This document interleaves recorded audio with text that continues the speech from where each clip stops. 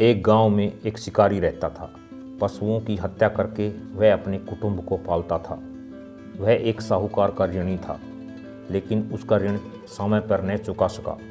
क्रोधवश साहूकार ने शिकारी को शिवमठ में बंदी बना लिया। संयोग से उस दिन शिवरात्रि थी। शिकारी ध्यानमग्न होकर शिव संबंधी धार्मिक बातें सुनता रहा। चतुर्दशी को उसने शिवरात्रि की कथा भी सुनी। संध्या होते ही साहूकार ने उसे अपने पास बुलाया और ऋण चुकाने के विषय में बात की। शिकारी अगले दिन सारा ऋण लौटा देने का वचन देकर बंधन से छूट गया। अपनी दिनचर्या की भांति वह जंगल में शिकार के लिए निकला, लेकिन दिन भर बंदी गृह में रहने के कारण भूख प्यास से व्याकुल था। शिकार करने के लिए वह एक तालाब के किनारे बेल वृक्ष पर पड़ाव बनाने लगा।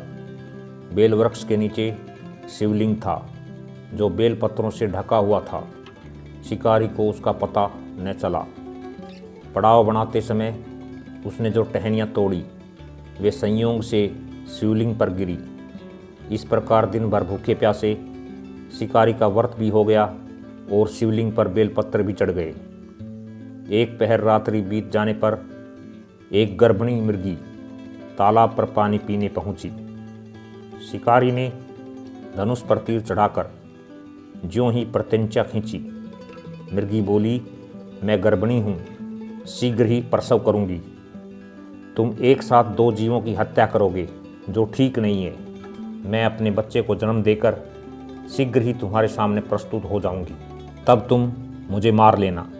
शिकारी ने प्रत्यंचा ढीली कर दी और मृगी झाड़ियों में लुप्त हो गई। कुछ ही देर बाद एक और मृगी उधर से निकली।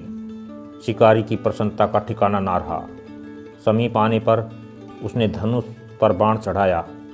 तब उसे देख मृगी ने विनम्रतापूर्वक निवेदन किया, हे पारधी, मैं थोड़ी देर पहले ही ऋतु से निवृत्त हुई हूँ।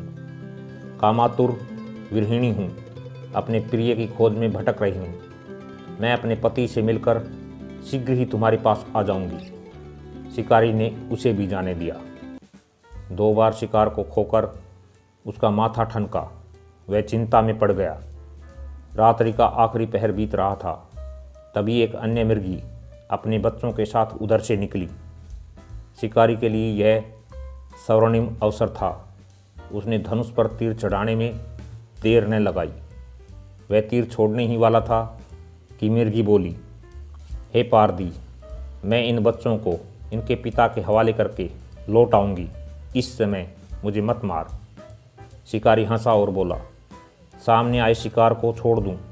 मैं ऐसा मूर्ख नहीं। इससे पहले मैं 2 बार अपना शिकार खो चुका हूँ। मेरे बच्चे भूख प्यास से तड़प रहे होंगे।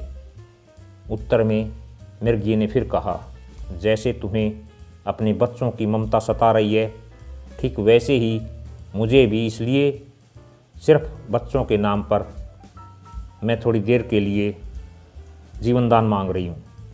हे पारधी, मेरा विश्वास कर, मैं इन्हें इनके पिता के पास छोड़कर तुरंत लौटने की प्रतिज्ञा करती। मृगी का दीन सबर सुनकर शिकारी को उस पर दया आ गई।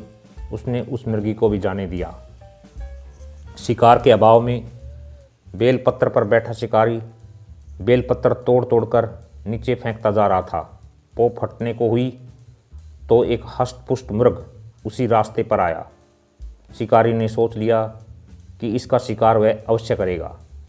शिकारी की तनी प्रत्यंचा देखकर मृग विनीत स्वर में बोला, हे पारधी भाई, यदि तुमने मुझसे पूर्व आने वाली 3 मृगियों तथा छोटे छोटे बच्चों को मार डाला है, तो मुझे भी मारने में विलंब ना करो, ताकि उनके वियोग में मुझे एक क्षण भी दुख न सहना पड़े। मैं उन मृगियों का पति हूँ। यदि तुमने उन्हें जीवनदान दिया है, तो मुझे भी कुछ क्षण जीवनदान देने की कृपा करो। मैं उनसे मिलकर तुम्हारे सामने उपस्थित हो जाऊंगा। मृग की बात सुनते ही शिकारी के सामने पूरी रात का घटना चक्र घूम गया। उसने सारी कथा मृग को सुना दी।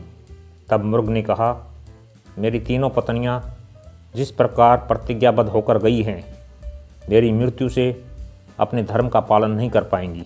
अतः जैसे तुमने उन्हें विश्वास पात्र समझकर छोड़ा है, वैसे ही मुझे भी जाने दो। मैं उन सबके साथ तुम्हारे सामने शीघ्र ही उपस्थित होता हूँ। उपवास, रात्रि जागरण तथा शिवलिंग पर बेलपत्र चढ़ाने से शिकारी का हिंसक हृदय निर्मल हो गया था। उसमें भगवत शक्ति का वास हो गया था। धनुष तथा बाण उसके हाथ से सहज ही छूट गए। भगवान शिव की अनुकंपा से उसका हिंसक हृदय कारुणिक भावों से भर गया। वह अपने अतीत के कर्मों को याद करके पश्चाताप की ज्वाला में जलने लगा। थोड़ी ही देर बाद मृग परिवार शिकारी के समक्ष उपस्थित हो गया ताकि वह उनका शिकार कर सके, किंतु जंगली पशुओं की ऐसी सत्यता, सात्विकता और सामूहिक प्रेम भावना देखकर शिकारी को बड़ी ग्लानि हुई। उसकी नेत्रों से आंसुओं की झड़ी लग गई। उस मृग परिवार को न मारकर शिकारी ने अपने कठोर हृदय को जीव हिंसा से हटा सदा के लिए कोमल और दयालु बना लिया। आज के लिए बस इतना ही। मिलते हैं अगली वीडियो में। वीडियो पसंद आए तो आप इसे अपने दोस्तों के साथ शेयर करें। हमसे जुड़े रहने के लिए चैनल को सब्सक्राइब कर लें। Thank you.